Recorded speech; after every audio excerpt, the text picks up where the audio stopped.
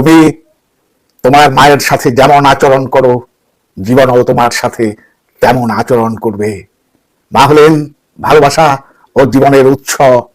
একজন মা গঠিত হন নিঃস্বার্থ ভালোবাসা দিয়ে, একটি ভালোবাসা যা কেউই তোমাকে দিতে পারবে না।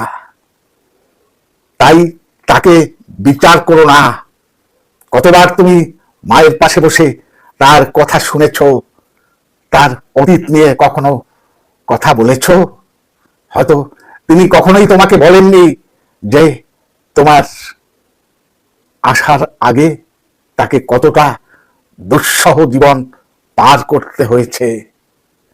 হয়তো তিনি কখনো শেয়ার করেননি তার বুকের ভেতর জমে থাকা ক্ষতগুলো, সেই দাগগুলো যা স্মৃতির আঘাতে বারবার নতুন হয়ে ওঠে।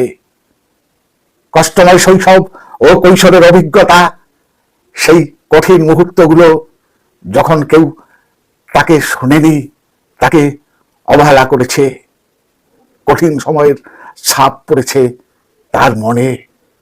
রূঢ় কথা, দারিদ্র, ভয়, অবজ্ঞা ও নির্যাতনের অসংখ্য স্মৃতি।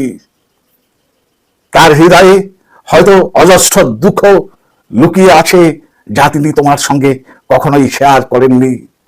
তবু তোমার কাছে তার জীবনের ভুল দিকগুলো তুলে ধরতে চাননি বলে। ভালোবাসার জন্য তিনি তা বলেননি, বা হয়তো নীরবতাই ছিল তার একমাত্র আশ্রয়, যেন তিনি আর কষ্ট না পান। তাকে সম্মান করো, ভালোবাসো, কারণ তিনি তোমার জীবনের এক অমূল্য সম্পদ। তাকে ভালো রাখলে তোমার জীবন আশীর্বাদ, শান্তি, আনন্দ, স্থিতিশীলতা এবং দীর্ঘায়ুতে পরিপূর্ণ হবে। এবং মনে রেখো, তুমি তোমার মায়ের সাথে যেমন আচরণ করো, অন্যরাও তোমার সাথে তেমনই আচরণ করবে। চারপাশের মানুষ তোমার কর্ম থেকে শিখবে, তোমার ভালোবাসা দেখবে। একজন মা শুধু একজনই থাকেন, একজন মা শুধু একজনই থাকেন।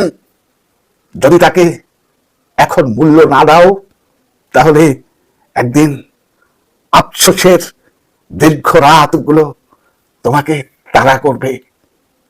তাড়া করবে।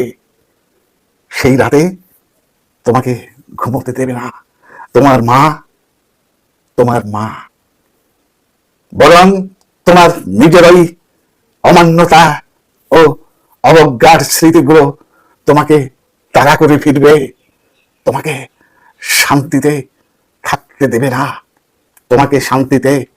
থাকতে দেবে না। আজ এই পর্যন্ত, আবার দেখা হবে পরবর্তী কোনো এপিসোডে। ততক্ষণ ভালো থেকো, সুস্থ থেকো। ধন্যবাদ।